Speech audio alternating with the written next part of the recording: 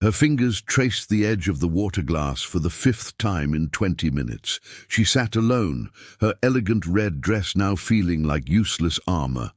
The rain hammered against the windows of the Bluebird Cafe, but it couldn't drown out the sound of her own heart breaking. She had been waiting for 45 minutes, listening to the clinking of silverware and the footsteps of strangers passing by, none of them stopping at her table. Until one did. "Wait, you're actually blind!"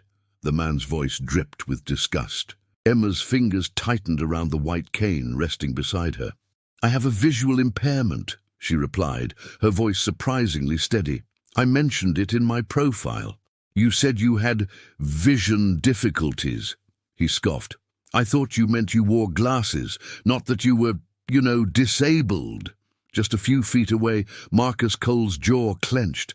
His 7-year-old daughter Lily stopped eating, her fork frozen mid-air.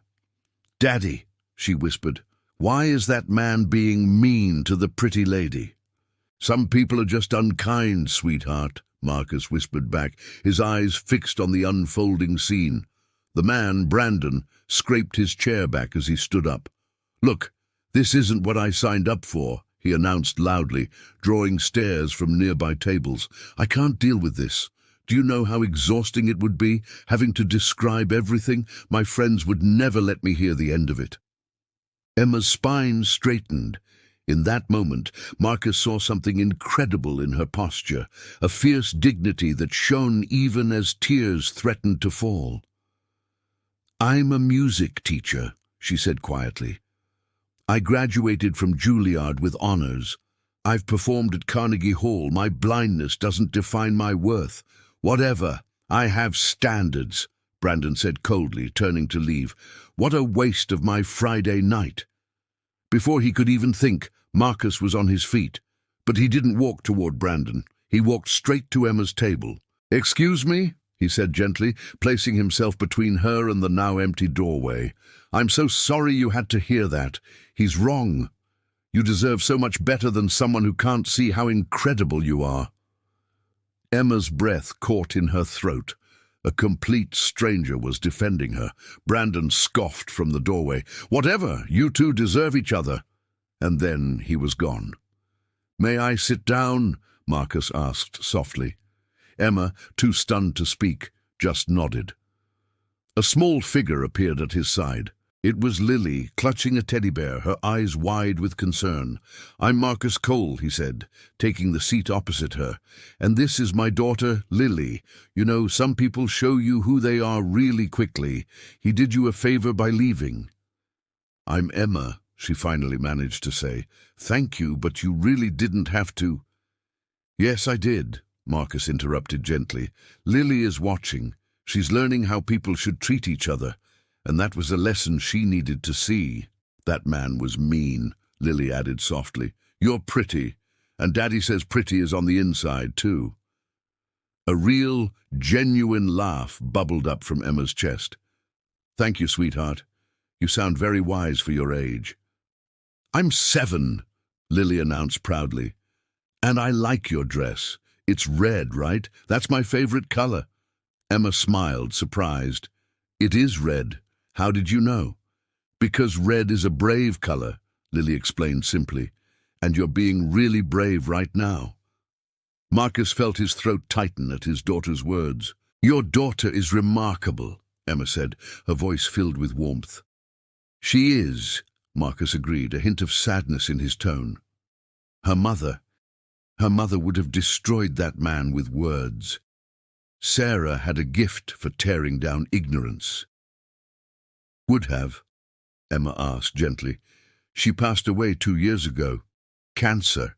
She was a disability rights lawyer, always fighting for people to be seen as whole." "I'm so sorry," Emma whispered. "She would have loved you," Marcus said, the words feeling truer than anything he'd said in a long time. Just then, the manager approached. "That young man's behavior was completely unacceptable," she said kindly. "Your meals tonight are on us." She then carefully described Emma's plate using the clock face method. Pasta at 6, bread at 12, salad at 3. As they ate, the conversation flowed with an ease that surprised them all. Emma spoke of her music school, how she could identify each student by the sound of their footsteps. Marcus talked about his carpentry business and how Lily was learning to help him build furniture. "This was my first date in 3 years," Emma admitted quietly. "I spent hours getting ready, just hoping this time it would be different." "His loss," Marcus said firmly. "His complete and absolute loss." "Daddy," Lily chimed in, "can Emma come feed the ducks with us tomorrow?" Emma's face lit up. "I love feeding ducks. Each species has a different sound, you know.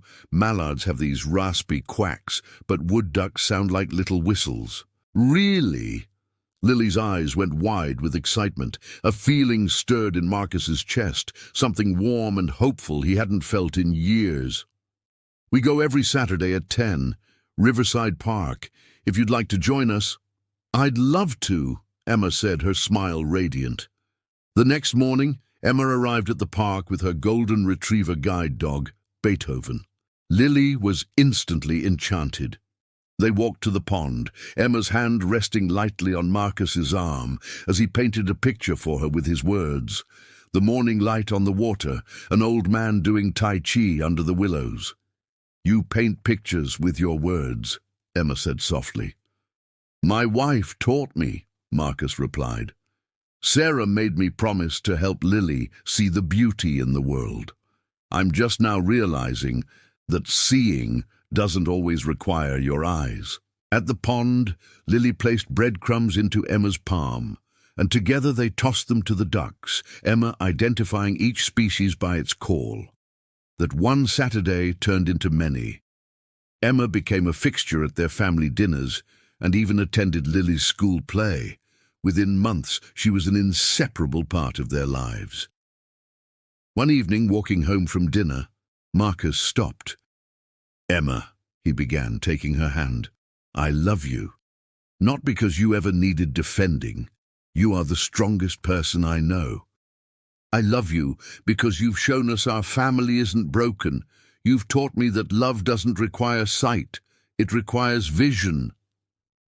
Tears glistened in Emma's eyes. "I love you too. You showed me that the right person doesn't see my blindness as something to overcome, but just as a part of my story." 6 months later, Marcus proposed at that same table in the Bluebird Cafe. He placed a ring in her hand, its intricate band carved by his own hands. "Will you marry me?" he asked. Lily stood beside him, holding up a homemade sign. "My sign says, 'Say yes.' I already picked my flower girl dress." Through happy tears, Emma whispered, "Yes, 1,000 times, yes." Their wedding was a celebration of love in all its forms, with audio describers narrating the day for visually impaired guests. In his vows, Marcus said, "Emma, you taught me that the most beautiful things in this world can't be seen. They have to be felt." And Emma vowed, "You saved me when I thought I wasn't enough. I promise to love you both with every part of who I am." Years later, their family thrived. Emma started a music program for visually impaired children. Marcus made his workshop fully accessible, proving that great craftsmanship comes from the soul, not from sight.